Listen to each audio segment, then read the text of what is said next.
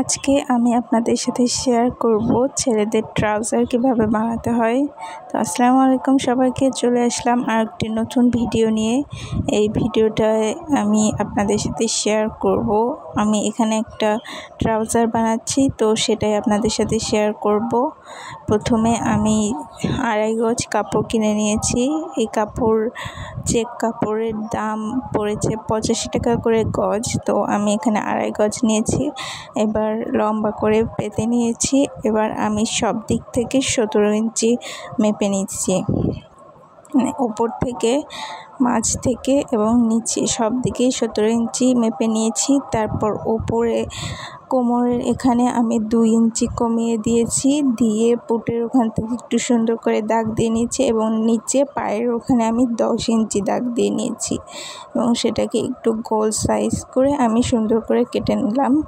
এবার ওপরের যে একসাথে লাগানো পার্টটা আছে সেটা আমি কেটে নিচ্ছি, কারণ এখানে 2টা পা আলাদা আলাদা করে বানাবো। এবার আমি ট্রাউজারের জন্য পকেট কেটে নিচ্ছি। প্রথমে আমি ওপর থেকে 4 ইঞ্চি মাপ দিয়ে একটা দাগ দিয়ে নিলাম এবং তারপর 6 ইঞ্চিতে একটা দাগ দিলাম। এবার আমি এখানে যে 4 ইঞ্চি এবং 6 ইঞ্চিতে দাগ দিয়েছি সেখানে হালকা অল্প করে কেটে নেব চিহ্নর জন্য। তারপর এটা আমার কাটা শেষ। এবার আমি পকেট কেটে নেব, মানে পকেটের ভিতরের সাইডটা। তো এখান থেকে আমি পকেটের লম্বা হবে 22 ইঞ্চি।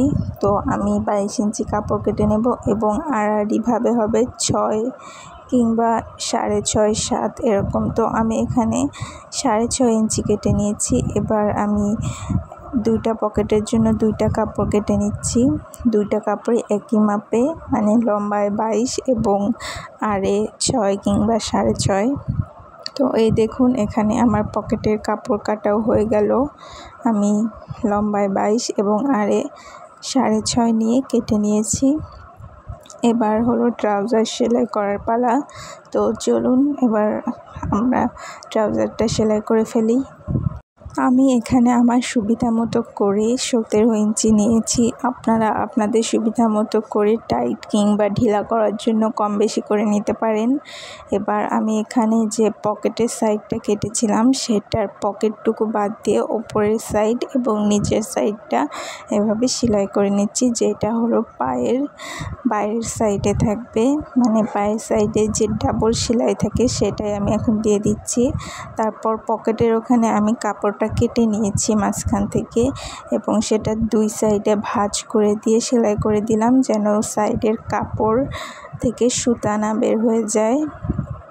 এবার আমি পকেটটা সেলাই করে নিচ্ছি। পকেটটা আমি 3 ভাগে ভাগ করে নিয়েছিলাম, মানে 22-এ 3 ভাগ করে 2 ভাগ একসাথে সেলাই করেছি এবং ওপরের ভাগ শুধু 2 সাইডে সেলাই করেছি।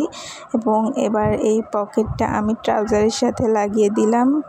এবার দেখুন কি সুন্দর পকেটটা হয়ে গেল, একদম যেভাবে আমরা কিনি বাইরে থেকে সেরকমই হয়েছে একদম।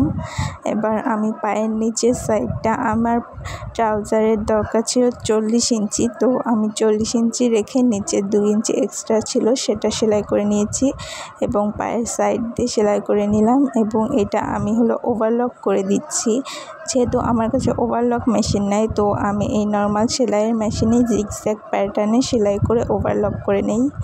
এবার একইভাবে আমি 2টা পায়ে সেলাই করে নিয়েছি। এবার আমি উপরে ইলাস্টিকের জন্য একটা বর্ডার করে নিচ্ছি। এখানে আমি ইলাস্টিক আমার 1.5 ইঞ্চি, তো আমি 2 ইঞ্চি ভাঁজ করে সেলাই করে নিলাম। এবার আমি ইলাস্টিক নেব 13 ইঞ্চি করে, মানে 2 ভাঁজ দিয়ে 13, মানে 26 ইঞ্চি নিয়ে আমি এক মাথায় এক মাথায় সেফটি পিন লাগিয়ে দিলাম এবং আরেক মাথা যেন ভিতরে চলে না যায় সেজন্য মেশিনের সাথে লাগিয়ে রেখেছিলাম। তো এভাবে আমি পায়জামার ভিতরে ইলাস্টিকটা লাগিয়ে দিয়ে 2 মাথা একসাথে করে সেলাই করে দিলাম। এবার যে ইলাস্টিকের মাঝ বরাবর আমি একটা করে সেলাই দিয়ে দেব, যেন সুন্দর ইলাস্টিকটা